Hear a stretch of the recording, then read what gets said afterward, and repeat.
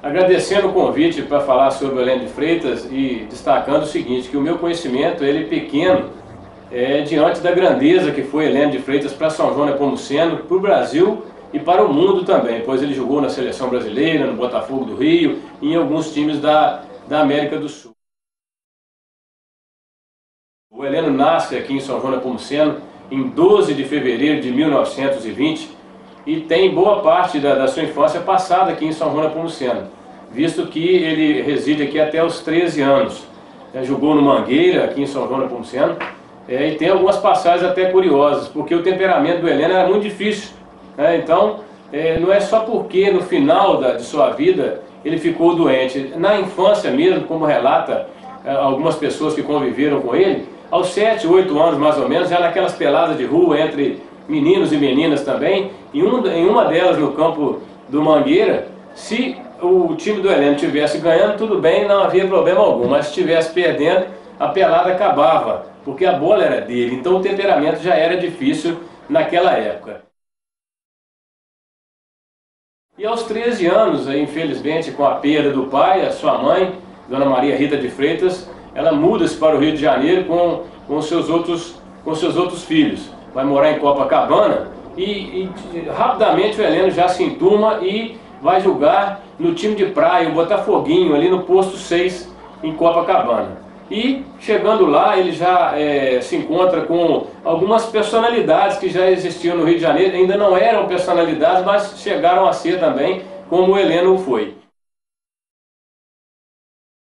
João Saldanha, por exemplo, era um dos seus amigos, Sandro Moreira, e o João Saldanha jogava nesse time do Neném Prancha, que era o treinador do Botafoguinho. E tinha um treinador nos times nas categorias de base do Botafogo do Rio de Janeiro, Canela, e o João Saldanha leva o Heleno e fala com o Canela: olha, tem um rapaz que chegou de Minas Gerais, é esse aqui, tem chance de jogar no Botafogo, vamos segurar ele aqui.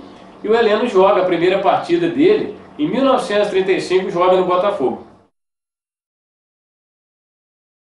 Só que o Heleno, nessa época, ele já estudava no Colégio São Bento, era um colégio de elite, e isso, abrindo um gancho aqui, isso que diferenciava o Heleno dos outros atletas da época. Porque o Heleno estudou em colégio de elite, o São Bento, formou-se em Direito, e naquela época o jogador não recebia tanto dinheiro, então não era muito bem visto também na sociedade. O Heleno se destacou também por frequentar a sociedade do Rio de Janeiro, as noites do Rio de Janeiro, e nós vamos falar um pouquinho mais para frente a respeito disso. Mas o estudo e o trabalho, o Heleno já trabalhava com 15 anos no escritório da família também, o Jaime e companhia, isso impossibilitou um pouco que o Heleno desse continuidade a esses treinamentos no Botafogo.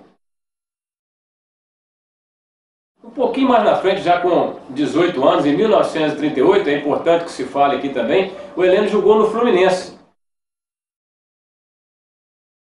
Então ele se apresentou no Fluminense, e uma curiosidade, no Fluminense ele jogava de jogador de meio campo, e tinha um treinador lá, um uruguaio chamado Carlo Magno, que viu essa vocação do Heleno para centroavante. Então ele adiantou o Heleno um pouquinho. E uma curiosidade também, tem uma peça chamada Heleno, que mostra, uma peça teatral, mostra os atores com camisa do Fluminense e com o Botafogo. É porque nessa época, como o Botafogo ainda insistia no amadorismo, em 1938, e o Fluminense já estava no profissionalismo, o Heleno chegou a jogar algumas partidas pelo Botafogo e pelo Fluminense. Mas definitivamente em 1948 o Heleno ingressa no time do Botafogo, faz uma excursão pelo México, vai muito bem lá e começa a deixar o seu nome em algumas datas que realmente marcaram para ser esse destaque do Heleno. Porque vocês podem perguntar, mas na época do Heleno não tinha o Zizinho no Flamengo? Não tinha o Preguinho no Fluminense? O Preguinho estava em final de carreira, o Ademir de Menezes no Vasco da Gama, mas o Heleno tinha um diferencial porque as datas o marcaram também. Em 1940, exatamente em 28 de abril de 1940, o Botafogo faz a estreia no Campeonato Carioca enfrentando o São Cristóvão em São Januário. E o Heleno estava na reserva do Carvalho Leite. O Carvalho Leite foi o maior artilheiro do Botafogo de todos os tempos. O primeiro tempo estava 0 a 0 e no intervalo o Heleno entra, justamente no lugar do Carvalho Leite. O jogo termina 2-0 para o Botafogo e o Heleno faz os 2 gols. O Botafogo faz um belíssimo campeonato, mas não consegue o título. Mas o Heleno consegue um título no final desse torneio. Ele foi classificado pelos jornalistas do Rio de Janeiro como o jogador mais clássico, o mais elegante e o mais habilidoso do futebol carioca naquela época. Então nascia ali já esse craque, o mito, o craque galã, Heleno de Freitas. E o Heleno teve essa passagem extraordinária pelo Botafogo de 1940 a 1947. Em 44, mais precisamente em 44, ele tem a primeira convocação para a seleção brasileira, que é uma outra passagem importantíssima do Heleno. Ele, em 1944, ele também já era o jogador principal do elenco do Botafogo e também capitão do time, e em 45 ele tem a oportunidade de ser convocado para disputar o Sul-Americano em Santiago do Chile. Na oportunidade, o Brasil não foi campeão, mas o Heleno se destacou, foi o artilheiro da competição, num ataque que tinha Tesourinha do Internacional, Zizinho do Flamengo, o próprio Heleno, Jair da Rosa Pinto e Ademir de Menezes do Vasco da Gama.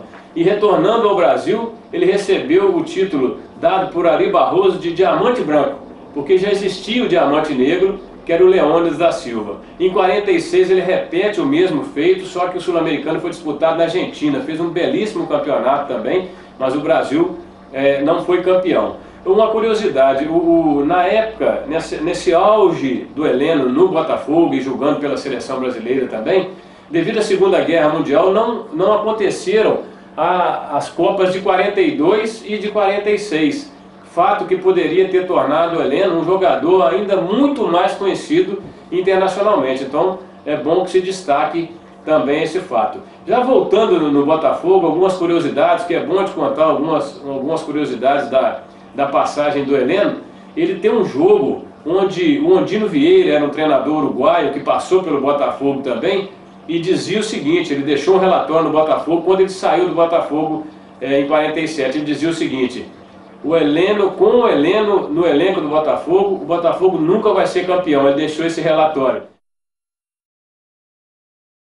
Ele teve uma passagem com o Heleno curiosa, o seguinte: um jogo em General Severiano, Botafogo e América, o América vencia o Botafogo pelo placar de 3-0. E o Heleno já naquele nervosismo dele, brigando com os companheiros, já numa fase, já começando a ficar aquela fase mais complicada, e ele passa na lateral do campo, próximo do treinador uruguaio, esse Ondino Vieira.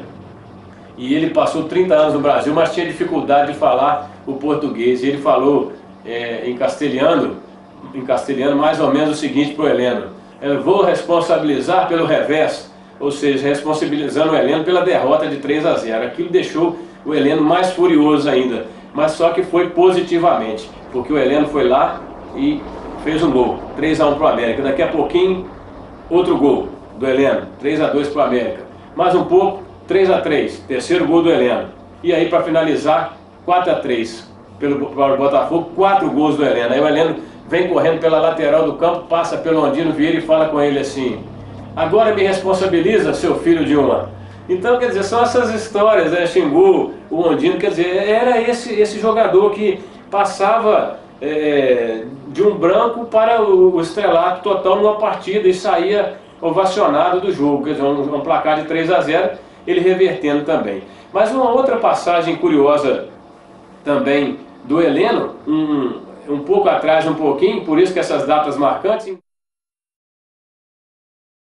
10 de setembro de 1944, o Heleno estava no jogo do Senta, entre Botafogo e Flamengo. O Botafogo vencia o Flamengo pelo placar de 4-1 e o Geninho faz o 5º gol, mas os jogadores do Flamengo entenderam que a bola não entrou, então uma confusão tremenda e saiu um grito lá do banco de reservas pelos dirigentes do Flamengo: senta todo mundo.